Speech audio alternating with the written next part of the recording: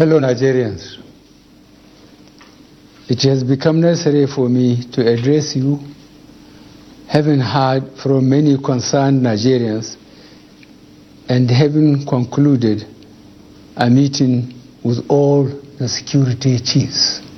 I must warn those who have hijacked and misdirected the initial, genuine and well-intended protest of some of our youth in parts of the country against the excesses of some members of the now disbanded Special Anti-Robbery Squad, SARS. On Monday, 12th October, I acknowledged the genuine concerns and agitations of members of the public regarding the excessive use of force by some members of SARS. The choice to demonstrate peacefully is a fundamental right of citizens as enshrined in Section 40 of our Constitution and other enactments. But this right to protest also imposes on the demonstrators the responsibility to respect the rights of other citizens and the necessity to operate within the law. As a democratic government, we listened to and carefully evaluated the 5-point demands of the protesters. And having accepted them, we immediately scrapped SARS and put measures in place to address the other demands of our youth. On approving the termination of SARS, I already made it clear that it was in line with our commitment to the implementation of extensive police reforms. Sadly, the promptness with which we have acted seems to have been misconstrued as a sign of weakness and twisted by some for their selfish, unpatriotic interests. The result of this is clear to all observers. Human lives have been lost, acts of sexual violence have been reported, 2 major correctional facilities were attacked and convicts freed, public and private properties completely destroyed or vandalized, the sanctity of the palace of a peacemaker, the Oba of Lagos, has been violated. So-called protesters have invaded an international airport and in the process disrupted the travel plans of fellow Nigerians and our visitors. All this executed in the name of the End SARS protests.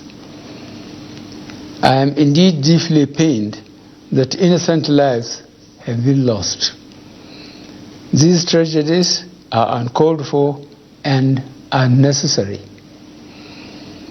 Certainly, there is no way whatsoever to connect these bad acts to legitimate expression of grievance of the youth of our country. The spreading of deliberate falsehood and misinformation through the social media in particular, that this government is oblivious to the pains and plight of the citizens is a ploy to mislead the unwary within and outside Nigeria into unfair judgment and disruptive behavior. On the contrary, both our deeds and words have shown how committed this administration has been to the well-being and welfare of citizens, even with the steadily dwindling revenues and the added responsibilities and restrictions due to the coronavirus pandemic. Government has put in place measures and initiatives principally targeted at youth, women, and the most vulnerable groups in our society. These included our broad plan to lift 100 million Nigerians out of poverty in the next 10 years, the creation of 75 billion Naira National Youth Investment Fund to provide opportunities for the youth and the micro, small, and medium enterprises survival fund, through which government is A, paying 3-month salaries of the staff of the 100,000 micro, small, and medium enterprises. B, paying for the registration of 250,000 businesses at the Corporate Affairs Commission. C, giving a grant of 30,000 Naira to 100,000 artisans. And D, guaranteeing market for the products of traders. These are in addition to many other initiatives, such as A, farmer money, B, trader money, C, market money, D, N-Power, E, N-Tech, and F, N-Agro. No Nigerian government in the past has methodically and seriously approached poverty alleviation like we have done. With regards to the welfare of police personnel, the National Salaries, Income and Wages Commission has been directed to expedite action on the finalization of the new salary structure of the members of the police force. The emoluments of other paramilitary services are also being reviewed upwards.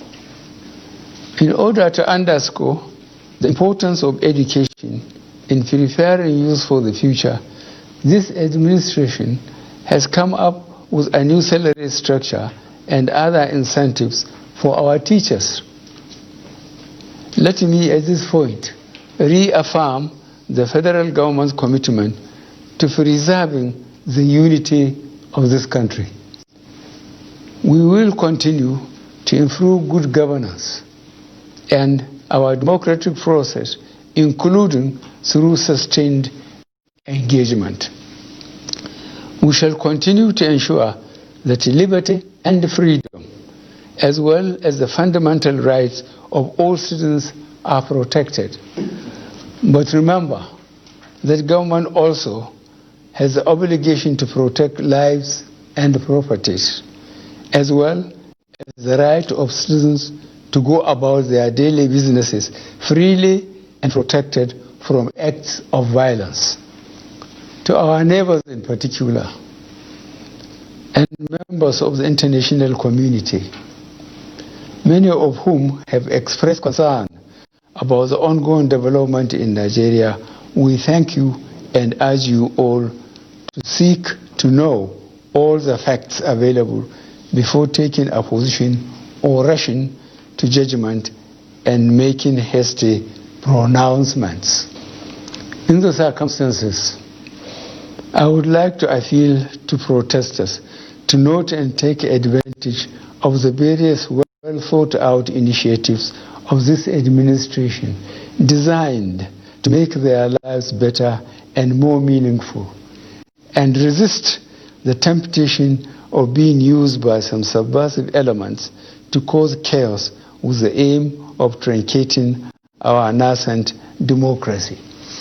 For you to do otherwise will amount to undermining national security and the law and order situation.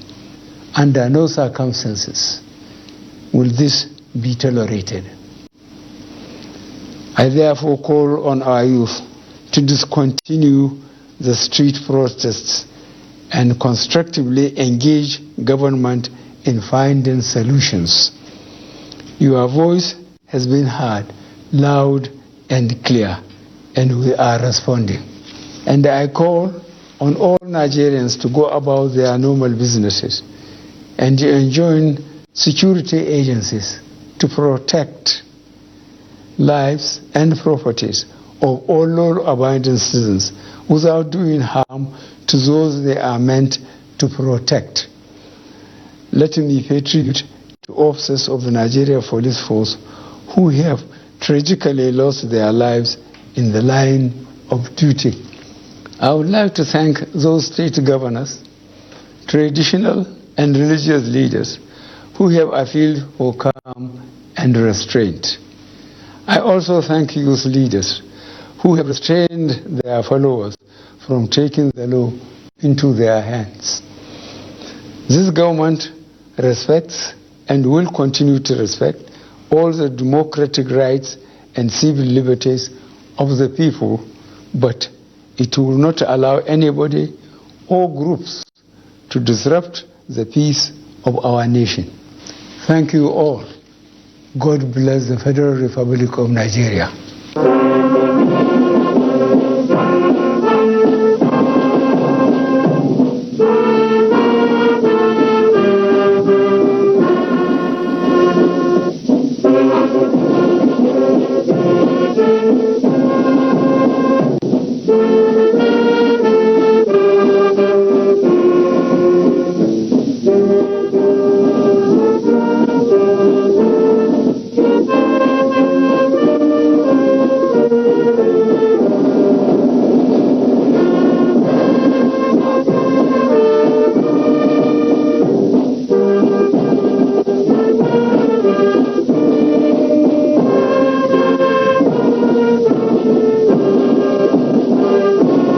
You can follow us